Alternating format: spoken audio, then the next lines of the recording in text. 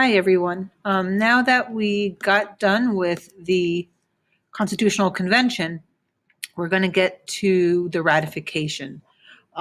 Just because the Constitution was signed that September did not mean that the Constitution became an official thing. So, to explain this, I'm going to actually read a paragraph of a book on ratification by Pauline Maier. Same last name as our friend Julia. Maybe there's a relation.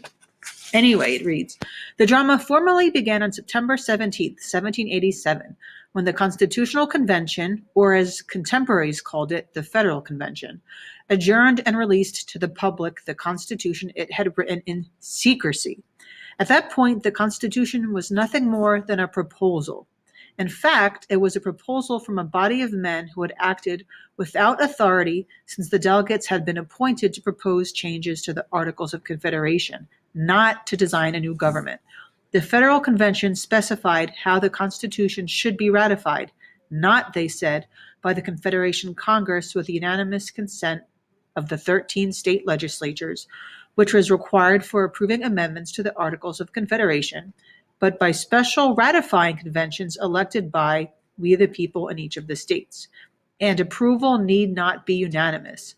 Once 9 states ratified the Constitution, it would go into effect among those ratifying states.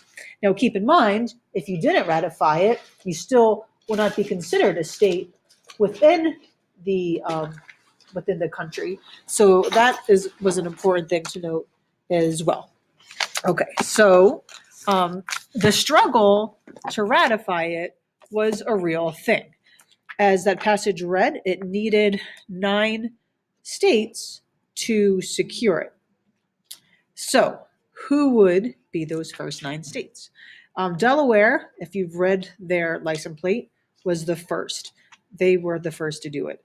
Now, the interesting fact here is that Philadelphia, since that's where the convention was held, rushed to be the first. They lost out to Delaware.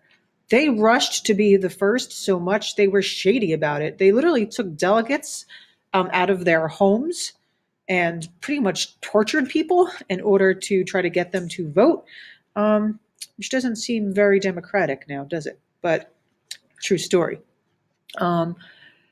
Some states took a while, and people were worried if they would approve it. Those were the states like New York, Massachusetts, and Virginia. So Maryland becomes the 7th, South Carolina was the 8th, and a real issue was who was going to be the 9th. And it ended up being New Hampshire. They actually took a break from their ratifying debates to wait to get more support so that by the time they voted, they knew they would have enough votes. And then they did, and they had it. Now, even though you have 9 states, would it be meaningless without really significant states of New York and Virginia? Not to say that some states are more important than other states, but basically some are, right? In order to get the support from states like Virginia, Madison promised that the new Congress would immediately consider a federal Bill of Rights. And even though he personally was against it at first, he knew that just having the Constitution was more important. The New York Convention gathered on June 17th at Poughkeepsie. Their governor, Governor Clinton, was actually an anti-federalist. Hamilton really tried hard to get it pushed, and eventually he did. The last 2 states that were uncommitted was North Carolina, and as I record this, it's their anniversary of ratifying it on November 21st, and Rhode Island was the last one.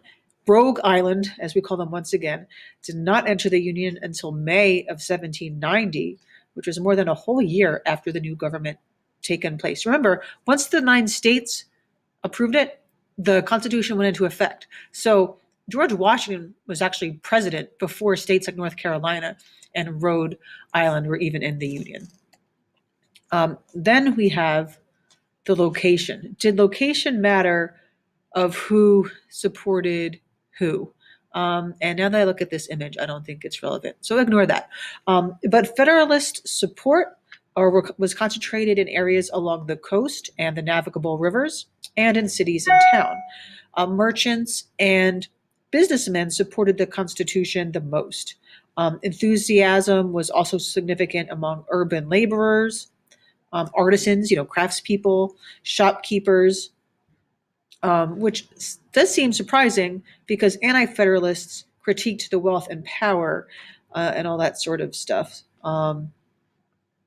But it seems like where you were did matter. Where more remote areas, more agricultural areas may have been more anti-federalists. So on July 4th of 1788, there was a big parade celebrating the Constitution's ratification going about the streets of Philadelphia with about 17,000 people. And it demonstrated the big support of the Constitution. Um, Lawyers, merchants, all these fancy smancy people led the parade, but close behind them came representatives of almost every different trade you can think of in this city. So now we have a new republic, right? So Washington is inaugurated on April 30th of 1789. It was actually a long procession, a few weeks. He left Virginia towards New York City on April 16th. So here he was, going to be the first president of the United States. Actually, speaking of New Jersey, on April 23rd, they had a barge that left New Jersey from New York City, and it was like fancy. It was all decorated and stuff like that. And all these citizens and members of Congress were there to greet him, and New York City was lit up with bonfires that night. So anyway, on April 30th, it was Inauguration Day. It was right before noon, right? This is New York City, not Washington. And on a small balcony overlooking Wall Street, he took his oath. And then New York's Chancellor, Robert Livingston, said, "It is done. Long live George Washington, President of the United States." 13 guns boomed in the harbor. The president bowed. He left the balcony, and the town was celebrating way into the night. Now, interestingly enough, Congress' first order of business was not really voting on a a Bill of Rights. It was, how do we reply to the president? How do we address the president? How do we address the vice president? Vice President Adams said we should call the president His Most Benign Highness. Others suggested Washington should be called His Highness, the President of the United States and protector of the rights of the same.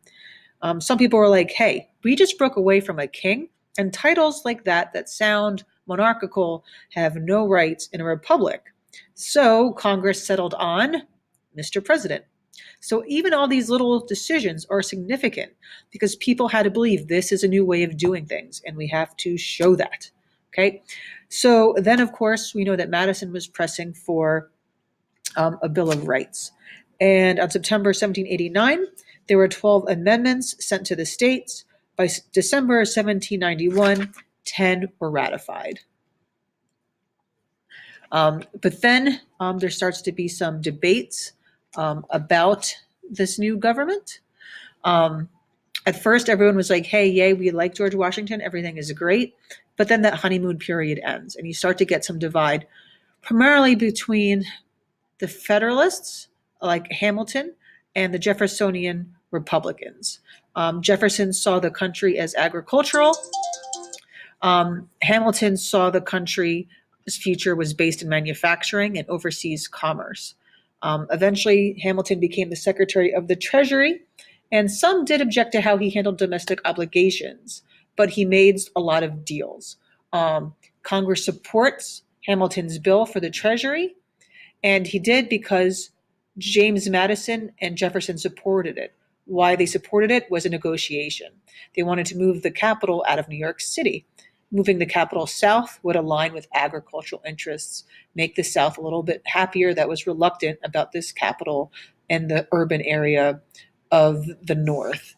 We're going to get a little bit later more into the debates between Hamilton and Jefferson. I have a whole book on how they moved the capital to DC. If you want to read it, it's actually interesting. I thought it would be boring, but it's not, because it's like the big first negotiation of the country. And we'll get back to this in class. Let me know if there's